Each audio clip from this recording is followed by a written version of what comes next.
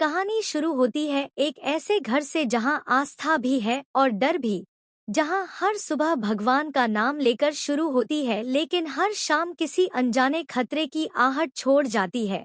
एक साधारण सा कलश जब घर के दरवाजे पर पहुंचता है तो वो सिर्फ एक बर्तन नहीं रह जाता, वो पूरे परिवार की नींद उड़ा देने वाला संदेश बन जाता है। सूरज की आंखों में उसी पल आग जल उठती है। उसे लगता है जैसे किसी ने उसके पिता की सांसों को चुनौती दे दी हो।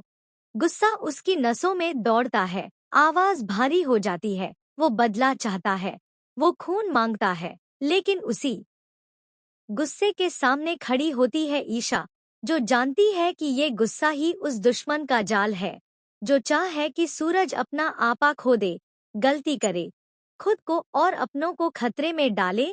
घर के अंदर हालात और भी बिगड़ते हैं। ताई माँ अचानक बेहोश हो जाती हैं। पूरे घर में अफरा तफरी मच जाती है। पानी की आवाजें, चीखें, दरवाजे पीटने की आवाजें, ऐसा लगता है जैसे डर ने पूरे घर को जकड़ लिया हो। सूरज उस पल कसम खाता है कि जब तक उसकी सांस चलेगी इस घर के किसी भी सदस्य को कोई छू नहीं पाएगा। लेकिन डर सिर्फ बाहर से नहीं आता, कभी कभी वो अंदर से भी जन्म लेता है। ताई माँ अपने भगवान से सवाल करती हैं, अपने पाप गिनती हैं, हर मुसीबत को अपनी गलती मानती हैं।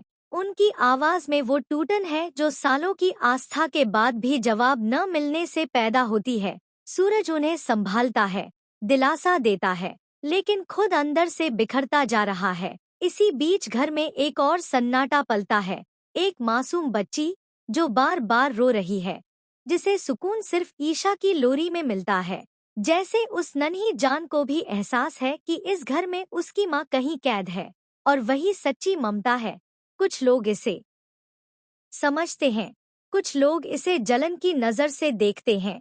मुस्कान के पीछे तंज छिपा है, और तंज के पीछे साजिश।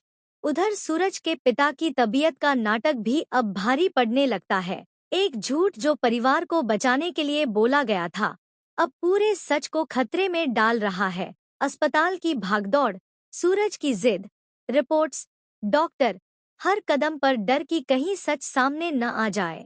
और वहीं उसी अस्पताल में एक पल की लापरवाही, एक छोटी सी दूरी, और सूरज के पिता अचानक गायब हो जाते हैं।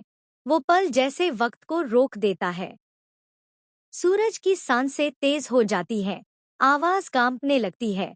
उसे लगता है सब कुछ उसी की वजह से हुआ है। अगर वो जिद न करता, अगर वो उन्हें यहाँ न लाता, तो शायद ये सब न होता। अस्पताल के गलियारों में उसका दर्द गूंजता है, लेकिन हर कोई उसे शांत रहने को कहता है, कोई उसका डर नहीं समझता। तभी ईशा की आवाज उसकी टूटती हुई हिम्मत को थाम लेती है।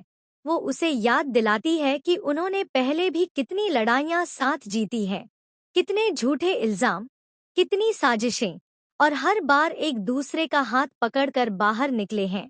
उसकी आवाज में हल्की सी गर्माहट है, वो उम्मीद जो अंधेरे में भी रास्ता दिखाती है। लेकिन सवाल अब भी वहीं खड़ा है, सूरज के पिता कहाँ हैं?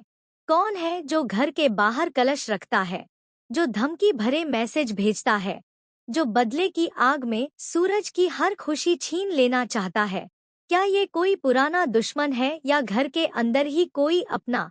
क्या ईशा पर लगाए गए शक सच में सिर्फ शक हैं, या किसी साजिश का हिस्सा? और क्या सूरज इस बार अपने गुस्से को काबू में रख पाएगा, या वही गुस्सा उसे उस जाल में धकेल देगा जहां से लौटना नामुमकिन है? कहानी यहीं थमती नहीं, यहीं से असली खेल शुरू होता है, क्योंकि अब सवाल सिर्फ एक आदमी के गायब होने का नहीं, पूरे परिवार के टूटने या बचने का है। और अगला कदम तय करेगा कि ये घर उजड़ता है या सच की रोशनी में फिर से सांस लेता है।